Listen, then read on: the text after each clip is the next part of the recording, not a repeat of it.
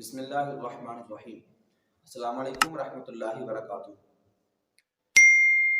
ایک بہن نے سوال کیا کہ اللہ تبارک و تعالیٰ کے لیے سمت مقرر کرنا یا اللہ تبارک و تعالیٰ کو یوں کہنا کہ اوپر والا، کیا یہ جائز ہے؟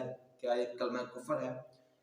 تو اس کے بارے میں جواب عرض کرتا چلوں کہ اللہ تبارک و تعالیٰ کے لیے سمت یعنی کوئی جگہ یا جہت مقرر کرنا یہ کفر ہے۔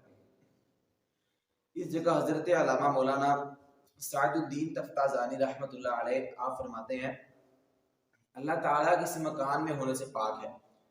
جب اللہ تعالیٰ مکان میں ہونے سے پاک ہے، کسی جگہ پر ہونے سے یا اس طرح کہنا ہے کہ اللہ تعالیٰ فلاں جگہ پر ہے یا فلاں جگہ پر ہے، یہ کہنا کفر ہے۔ جب اللہ تعالیٰ مکان میں ہونے سے پاک ہے تو اسی طرح اللہ تعالیٰ کے لیے جہت یعنی سمت لگانا بھی کفر ہے۔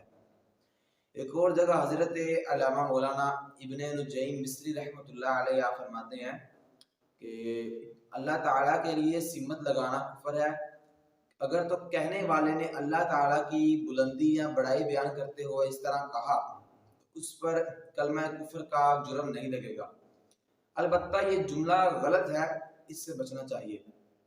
اور ایک جگہ کسی اور نے کہا کہ اللہ تبارک و تعالیٰ کے لیے اس طرح کہنا کہ اللہ مسجد میں بھی ہے، مندر میں بھی ہے، اللہ کعبے میں بھی ہے، اللہ گرجے میں بھی ہے، تو یہ کہنا اس کہنے والے کے لیے شرعی حکم۔ تو پھر وہی بات آگے پیچھے والی کہ اللہ تعالیٰ کے لیے سمت یا مقام مقرر کرنا ایک کفر ہے۔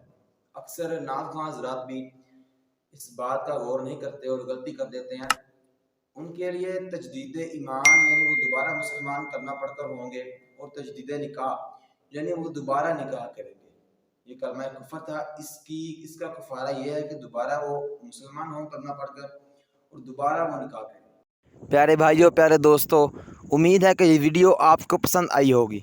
ہمارے چینل کو سبسکرائب کیجئے تاکہ ہر نئی آنے والی اپڈیٹ آپ تک پہنچ سکے، اور ہماری ویڈیو کو لائک کر کے ہماری حوصلہ افزائی کیجئے۔ شکریہ۔